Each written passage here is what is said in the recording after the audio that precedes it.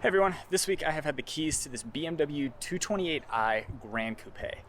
This is probably one of the more confusing product lines out there right now. BMW's 2 Series is primarily a two-door rear-wheel drive coupe. You can think of it as a successor to the 1 Series. The Gran Coupe here is built on a front-wheel drive platform shared with the X1, the X2, and then a lot of vehicles throughout the Mini lineup. So 2 Series Coupe and 2 Series Gran Coupe are pretty different vehicles. You can think of this vehicle as a competitor to the Audi A3 and to the Mercedes-Benz A-Class and CLA. This one being that it's a 228i. It uses a 2-liter turbocharged 4-cylinder engine, puts out 228 horsepower. I think that's just a coincidence, and 258 pounds-feet of torque, and that is routed to all 4 wheels. 4-wheel drive is standard through an 8-speed automatic transmission. I've been driving it all week. It's pretty quick, pretty nice inside. This one stickers for about $48,000, which is maybe kind of steep for something like this, but you can be the judge of that. Either way, let's do a little tour outside, inside, and then take it for a little drive up the canyon. Not a bad looking vehicle. You can tell that it rides on a front wheel drive platform just based on the proportions. There's a good bit of front overhang there, but altogether the roof line's pretty nice. I really like the color of this one. It's like a gray blue. The interior is brown. That's really unique to see that combined with this color exterior. The trunk opening is unlike the trunk opening on any other vehicle. Check this out. You'd think this car might be a hatchback, but it's not. The trunk is pretty much vertical. The opening is pretty much vertical. You can see all the window stays in place there. Rear deck lid is super short. And then you're basically throwing your things in this way. It's really different. It's probably an acquired taste, I would think. So badging on this one, X-Drive 228i. This one does have the M Sport package, so you get nicer wheels, a slightly more aggressive body kit. Let's hop inside. So you can see the brown seats. It's a cool brown color, if that makes sense. Seats are pretty comfortable. Altogether, the interior is pretty nice. We'll go ahead and start it up. So, definitely a BMW interior. Good touch points. I think it wanted me to put my seatbelt on there. Good touch points all around. The gauge hood here is soft and pliable. It's rubberized over here.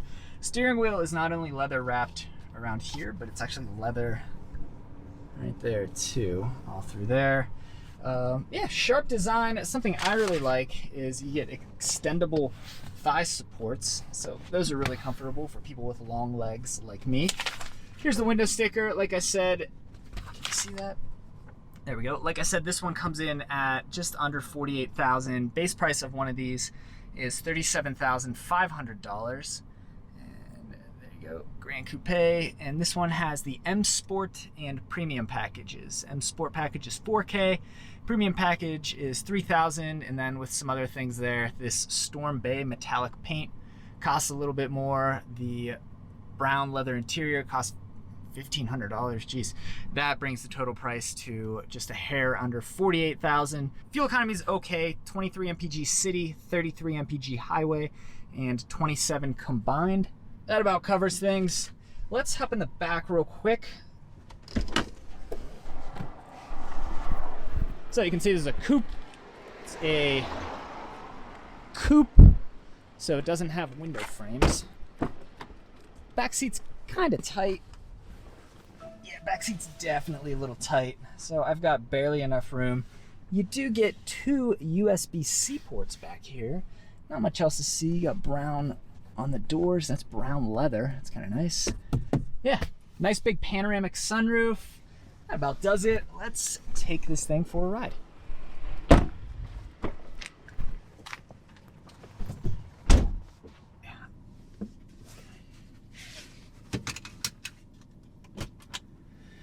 Got BMW's weird little shift knob there.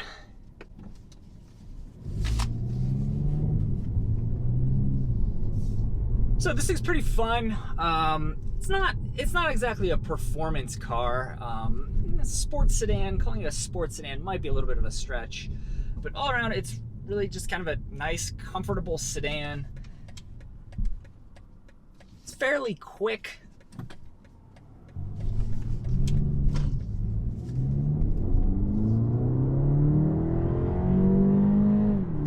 There's 50.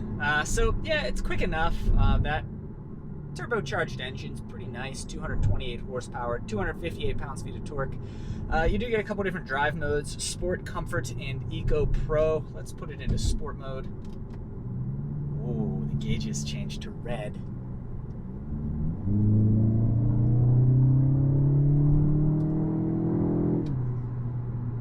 Yeah, all around it's a pretty nice, well-built vehicle.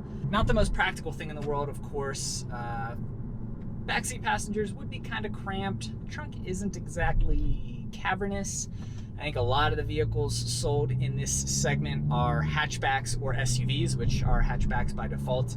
So generally, if you're buying a small car like this, getting something with a true hatch in back is a way to get some practicality out of an otherwise pretty small vehicle. But this one still comes standard with all-wheel drive. It definitely has a presence. Like I said, I really like the exterior and interior color combo. Generally, you can't get gray-blue with brown on the inside, and I say gray-blue, but it's a really kind of different gray-blue, and I say brown, and it's, again, a really different brown leather interior. I do like it.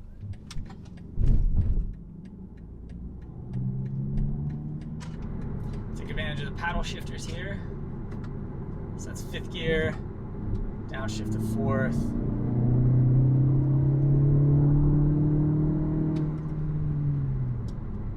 Yeah, okay. Everything feels really solid. That seems cliche, but you know, if this was something like a Honda Civic, I don't think it would have been as enjoyable to rip through those twisties back there like I did. The car feels pretty planted. Granted, this is the entry-level BMW. If you exclude mini products, which start well below the cost of this vehicle, there is an M235i version of this vehicle that would be comparable to something like an Audi S3 or the AMG CLA 35. So that vehicle makes around 300 horsepower from the same engine. That'll do 0 to 60 in something like 4.9 seconds. This vehicle is rated by BMW at 6 seconds from 0 to 60. So a little bit more power, a little bit more speed. You'll pay a lot more for sure. And at that point, I think it would be hard not to get into something like a 3 Series or a 4 Series, which is going to give you a lot more space. So I gotta say, I haven't driven many BMW products outside of the Toyota Supra. I've got that and this vehicle. Those are the only 2 BMW products that I've driven, actually, at least modern BMW products. So, you know, I can't speak to this relative to other BMWs, but I gotta say, this feels nice. I think to someone willing to spend $40,000, $45,000 on a stylish European luxury sedan, this is a compelling option. I would certainly not discredit it for being a more affordable BMW. I think there's obviously room for that in the market. If you're looking at this vehicle, I think I would have a hard time not cross-shopping it against something more performance-oriented. We've got the Volkswagen GTI, maybe a Golf R, Volkswagen GLI. Those are going to feel a little bit less expensive, but they'll be about the same in terms of performance. GTIs are extremely nice on the inside. I think a GTI would give this vehicle a run for its money in terms of interior, but you're not getting that BMW badge on the hood, and yeah, you're going to drive something that's a little bit more mainstream than this, but I think that's definitely worth considering whether you really need that BMW badge, because you are paying a lot for it in this case. At the end of the day, this is a small sedan. It's certainly elevated. I feel like it's worthy of German luxury car status. Everything feels pretty nice. You know, nothing strikes me as particularly cheap, but you're definitely paying a premium for the BMW badge. And yeah, if you want to pay that, then That's up to you. Okay, coming off the exit here. Altogether, this is a pretty nice, comfortable car. You know, it's not a 3 Series, it's not a 5 Series.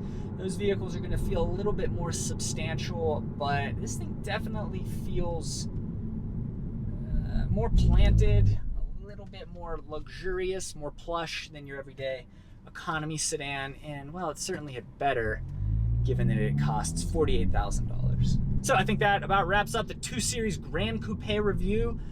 Definitely a interesting car, one of the more interesting sedans you can buy today. Thank you for watching.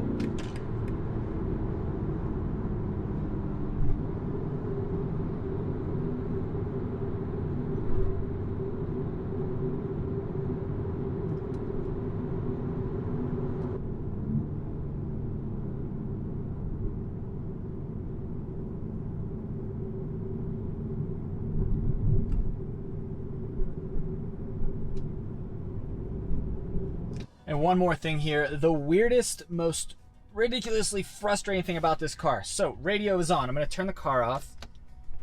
Radio stays on as it does in many modern vehicles. But notice, even after I open the door, the radio stays on. The only feedback that the car is turned off is the fact that it says goodbye up there.